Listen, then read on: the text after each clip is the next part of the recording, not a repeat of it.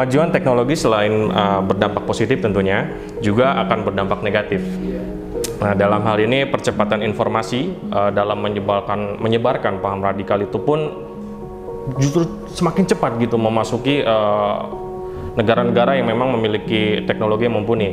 Nah, dalam hal ini ideologi transnasional itu juga akan masuk. Nah, oke, pandangan Abang terkait pidato Pak Jokowi tersebut bagaimana?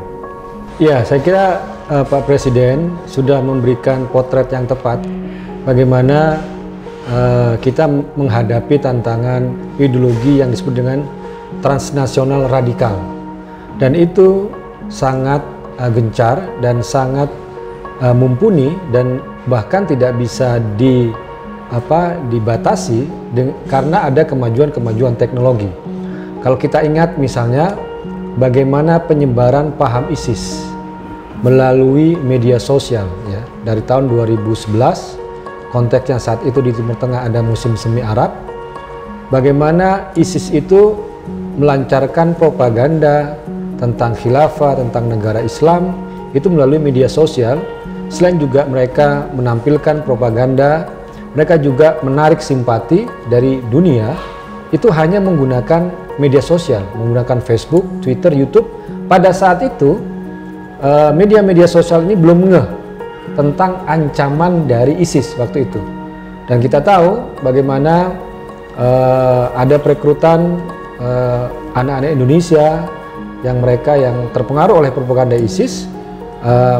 Kontak-kontaknya kalau kita membaca beberapa penelitian, termasuk juga ada filmnya yang terbaru tentang jihad selfie, bagaimana direkrut orang-orang ISIS itu melalui Facebook Messenger, saling kirim pesan, kemudian dikasih video tentu saja itu video-video hoax ya, tentang misalnya korban perang yang ada di Suriah, yang ada di Irak, anak-anak jadi korban, dan ini adalah hanya propaganda, hanya video hoax, dan mereka yang terpengaruh akhirnya mereka datang ke Syria ataupun ke Irak mengikuti ISIS.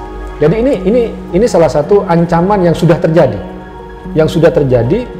dan setelah sadar, kemudian media sosial mulai membatasi dengan propaganda ISIS, mau Facebook, YouTube, Twitter dan sebagainya. Bahkan sekarang sudah di-ban ya ini. Tetapi yang lain juga adalah yang perlu kita lihat, ada juga gerakan transnasional yang radikal juga yang dibubarkan tahun 2017, yaitu Hizbut Tahrir Indonesia.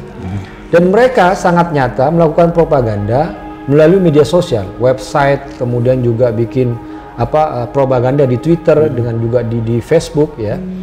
Nah, karena mereka sudah mengancam dan ini sudah melalui proses pengadilan, akhirnya dibubarkan ya. Dan ancaman-ancaman ideologi transnasional radikal ya terhadap ideologi kita itu sudah terbukti, baik yang katakanlah berwujud dalam tindakan kekerasan, terorisme ya kan, salah satunya karena mereka ingin memperjuangkan tegaknya negara Islam atau khilafah ya versi mereka ya, ataupun juga ideologi politik radikal yang ingin mengubah Pancasila, yang mengubah dasar negara kita, yang ingin mengubah Undang-Undang Dasar 1945, termasuk juga seperti disebutkan tadi Hizbut Tahrir Indonesia, dan mereka bergerak ya melalui yang paling efektif tentu saja adalah melalui media sosial, melalui kemajuan teknologi. Karena kalau hanya demo-demo di jalan, kemudian juga aksi-aksi katakanlah yang fisik, itu mungkin bisa dibatasi. Tetapi kalau kita tahu bahwa yang paling dekat, yang paling sering kita bawa sekarang adalah handphone, smartphone, meskipun kita di kamar tidur ataupun juga di toilet, maka propaganda itu terus masuk. Nah, inilah dalam konteks seperti ini bahwa pidato dari Presiden kemarin tentang bagaimana kita membumikan Pancasila dan juga berhadapan dengan ideologi-ideologi transnasional yang radikal itu menemukan momentumnya. Meskipun ISIS dibubarkan atau dilarang, HTI juga dibubarkan, kelompok-kelompok teroris itu terus dibasmi oleh Densus 88, tetapi ideologi radikal, ideologi transnasional radikal itu sudah terlanjur masuk ke dalam propaganda masyarakat Indonesia. Nah ini yang disebut dengan tantangan kita bersama itu, sama saya Mas. Ya, baik. Kemudian saya ke Romo. Seperti apa yang disebutkan oleh Bung Romli tadi, berarti secara tidak langsung kemajuan teknologi itu juga mengancam ideologi kita sendiri, tuh Romo. Ya justru kemajuan teknologi tanpa kita memantapkan ideologi kita Pancasila, ya justru kita merasa terancam hari-hari ini. Jadi kan kita mengalami kekosongan ideologi Pancasila setelah reformasi ya. Betul, setelah Undang-Undang Sidiknas itu tidak ada pendidikan Pancasila mulai dari PAUD sampai perguruan tinggi. Kemudian kita itu seolah alergi dengan Pancasila. Ini yang berbahaya. Betul. Kemudian masuklah ideologi internasional radikal, tapi juga ideologi lain yang bertentangan dengan semangat keindonesiaan, hedonisme, egoisme, kemudian ideologi yang menawarkan kebebasan seks. Itu kan ideologi-ideologi yang lain. Tetapi yang paling bahaya adalah mereduksi agama untuk manipulasi kekerasan dan membenarkan kekerasan itu atas nama agama. Ini yang terjadi. Tadi tanpa sadar reformasi, di satu sisi kita memang pada waktu itu menganggap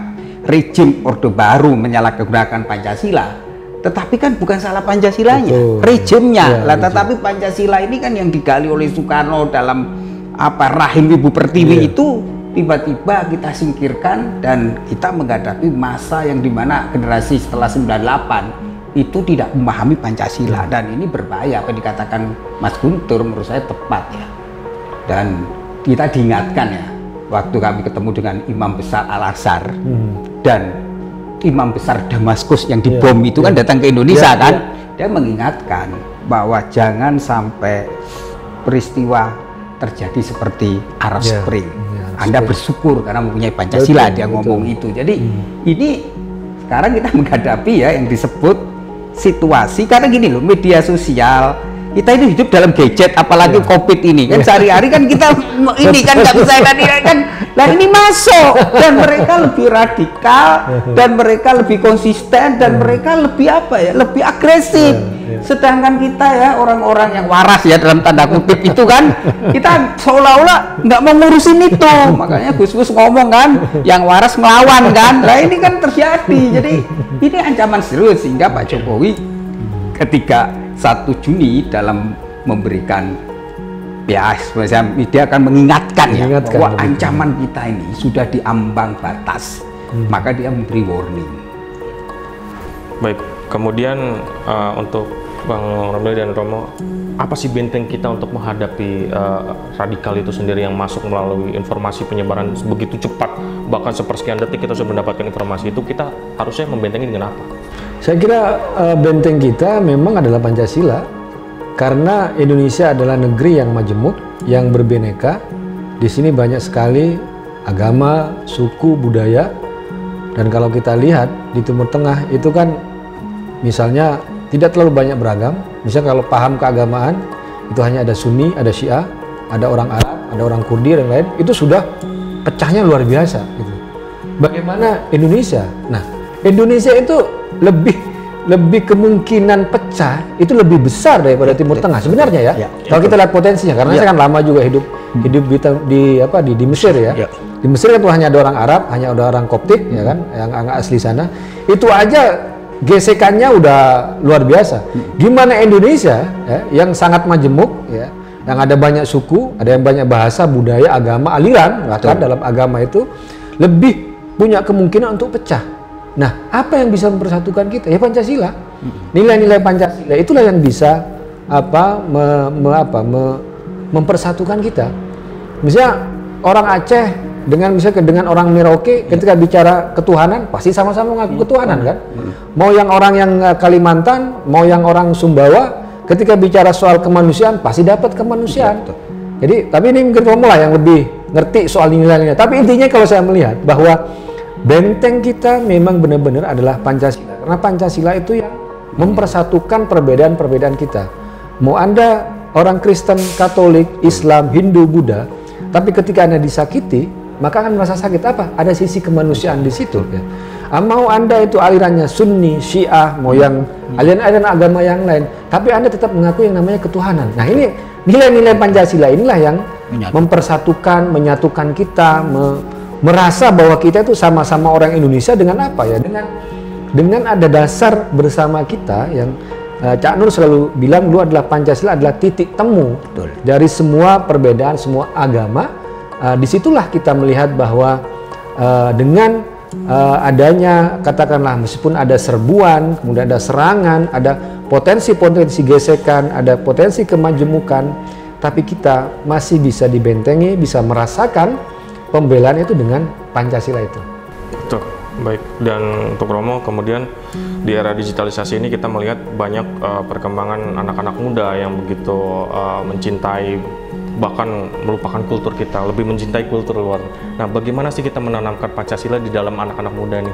Sebenarnya gini loh, anak-anak muda itu tidak seperti itu ya persepsinya. Kita salah katakan. Anak-anak muda itu mencintai bangsa dan negaranya. Mereka itu butuh yang namanya keteladanan aja dari elit politik. Jadi cara penanamannya apa? Beri keteladanan.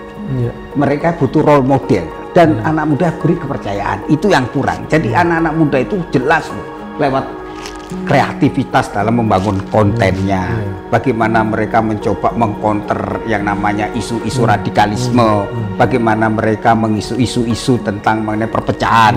Anak muda itu mencoba loh dengan segala caranya untuk tidak mau dibentur-benturkan. Kasus Jakarta itu kan menjadi cara anak-anak muda kan mengekspresikan kan. Ketika terjadi gesekan itu, pertemuan antara SMA Kanisius dan SMA Al-Azhar ya waktu itu kan mempertemukan kita, sehingga kan orang-orang tua yang dulu berkonflik disadarkan mereka. Artinya gini, anak-anak muda itu mencari caranya, dia eksistensi dirinya itu dia ingin ada bagaimana Pancasila itu diaplikasikan dalam kebijakan publik. Jadi anak-anak muda itu tidak suka kalau terjadi kemunafikan. Anak muda itu tidak suka kalau terjadi penyalahgunaan kekuasaan, kewenangan. Anak muda tidak suka kalau pejabatnya itu berpoya-poya, hidup mewah, korup, tidak memberi contoh. Misalnya, dia akan marah ketika mereka misalnya COVID. Diminta misalnya jangan bikin pesta-pesta, tapi pejabatnya pesta-pesta. Lah ini akan dibully. Dan ini terjadi kan, pembulian terjadi akibat orang-orang tidak konsisten. Jadi ini yang harusnya Pancasila itu harus menjadi role model. Role model ini siapa? Ya elit politik, ya tokoh agama, ya orang tua, sehingga Pancasila itu menjadi apa? Ideologi yang hidup, living ideologi. Lah ideologi yang hidup itu adalah yang praksis dengan kebijakan. Betul. Dan dalam pidato Pak Jokowi juga mengatakan bahwa Pancasila harus menjadi pondasi. Pondasi dalam mengembangkan ilmu pengetahuan maupun teknologi yang keindonesiaan. Nah, Abang melihat itu seperti apa?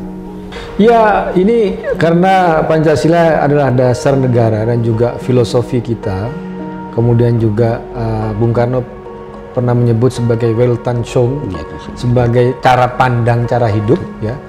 Jadi disitulah ketika kita melihat apapun ya, dalam tindakan apapun atau dalam ruang apapun, dalam aktivitas apapun, sebenarnya Pancasila itu mengikuti kemana kita menentukan pandangan kita. Ketika kita membangun sebuah teknologi misalnya, contohnya, apakah teknologi itu sesuai dengan nilai-nilai Pancasila kita atau tidak? Karena itu nilai-nilai tentu saja nilai kemanusiaan, nilai ketuhanan, nilai musyawarah, nilai persatuan, nilai keadilan gitu kan. Itu kan semua nilai-nilai yang ada di Pancasila. Kalau hanya Anda punya teknologi tapi membahayakan kehidupan orang lain, itu kan bertentangan dengan yang namanya Pancasila gitu. Ataupun misalnya dengan apapun, aktivitas ataupun juga ruang-ruang kegiatan yang kita isi itu mencerminkan yang sudah dengan nilai-nilai Pancasila. Saya kira itu ya yang dimasukkan oleh Pak Presiden. Ketika bahwa nilai-nilai Pancasila, bahwa yang ada dari 5 sila itu menjadi cara pandang kita, atau yang kata Romo tadi kan sebagai ideologi yang hidup, yang menghidupi kita, jiwa yang gerak dari segala aktivitas kita, apapun, apakah Anda seorang peneliti, apakah seorang dokter, apakah seorang insinyur, seorang agamawan, seorang kiai, seorang Romo, itu kan semuanya perlu mencerminkan nilai-nilai Pancasila itu, tanpa akhirnya apa? Tanpa memandang apa sukunya, apa agamanya, apa budayanya. Karena kan sisi kemanusiaan tidak boleh dia mendiskriminasi. Tidak ada mayoritas minoritas. Hak warga negara Indonesia itu nggak ada yang namanya saya mayoritas, Anda minoritas, nggak ada. Kenapa? Kan di sini adalah hak keluarga negaraan. Bukan dihitung dari jumlah orang, tapi dilihat dari dia punya kedudukan yang sama di depan hukum, dia punya hak yang sama, dia punya kewajiban yang sama di depan hukum. Disitulah yang namanya kemanusiaan, ya. Nilai-nilai kemanusiaan yang luhur, yang beradab, ya. Karena tidak boleh memandang rendah manusia yang lain, karena kita sama-sama adalah seorang manusia. Ada ucapan dari Imam Ali, ya, yang sering kita kutip, an-nasu sinfani imma akhun laka fid dini au akhun laka fil khalqi. Manusia itu ada dua, dia saudaramu dalam satu agama atau dia saudaramu dalam sesama manusia.